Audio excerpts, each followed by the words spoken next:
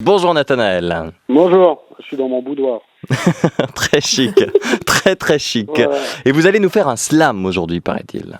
Je sais pas si ça s'appelle un slam, un poème. Un poème. Ouais, j'ai eu des problèmes techniques, je suis désolé si le son est pourri. C'est pas de ma faute.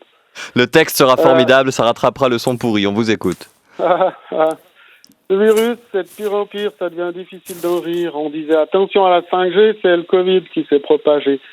Puisqu'on doit rester confiné, je vais vous raconter mes journées en alexandrin, en vers, en quatrain, enfin, je sais pas, des phrases quand ça rime à la fin.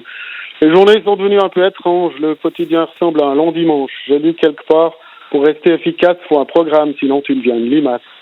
Et le réveil, je suis discipliné, je prépare le petit déjeuner, un café, une ou deux biscottes. Après, je sors fumer ma clope.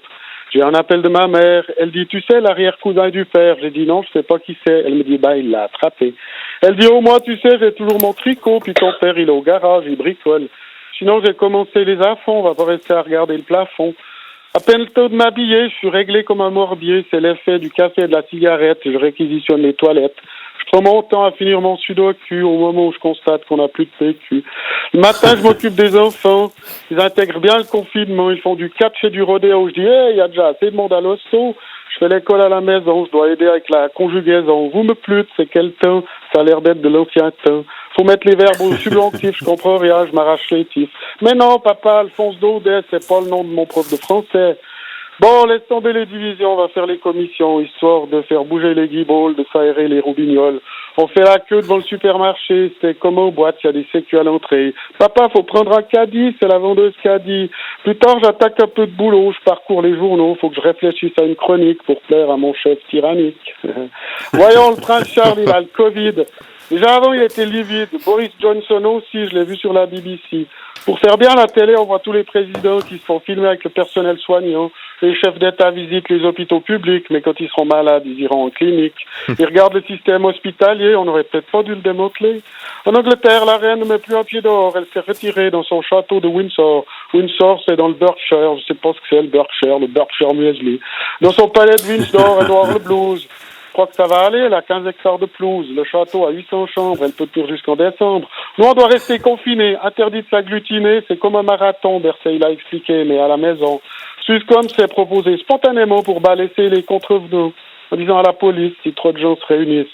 Ouais, Swisscom, vas-y, c'est le forfait in one Stasi.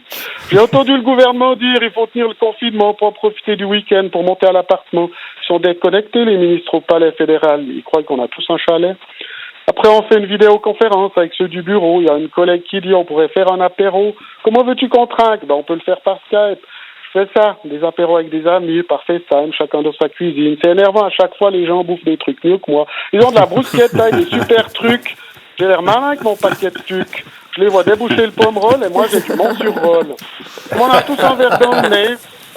Certains se mettent à imaginer des théories sur le virus. Pareil que c'est un coup des Russes. Et autre théorie du complot, ça vient de Corée du Nord. Vous allez pas me croire, mais ils l'ont fait en laboratoire. Mais non, c'est la CIA. Mais oui, c'est ça. C'est les mêmes qui ont inventé le sida.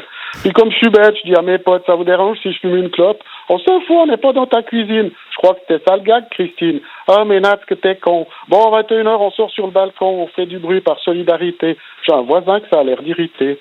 Le soir, je glande sur mon canapé. Je reçois des images par WhatsApp. Plein de vidéos, celle avec le pape, celle du nouveau film d'Hollywood, celle du Playmobil qui a pas de coude, celle du type qui plante du PQ dans un coffre-fort, celle du type qui plante du PQ au motoculteur, l'image du thermomètre plein de caca, merci, je l'ai déjà reçu 800 fois. Et les gens qui postent sur Internet à chaque fois qu'ils se font une omelette. Chacun met une photo de son trou perdu en disant « il n'y a plus personne dans les rues, tu sais où t'habites Duglo, c'était déjà désert avant ». J'allume la télé, je regarde des séries, j'en ai plusieurs en route, Ozark, The Dark, La Forêt, je les confonds toutes. Lui, il n'était pas déjà mort, non, c'était dans Black Mirror. Je crois que je m'endors. C'est fatigant une journée à devoir rester confiné. Merci, voilà. Nathanaël Rochard. Bravo.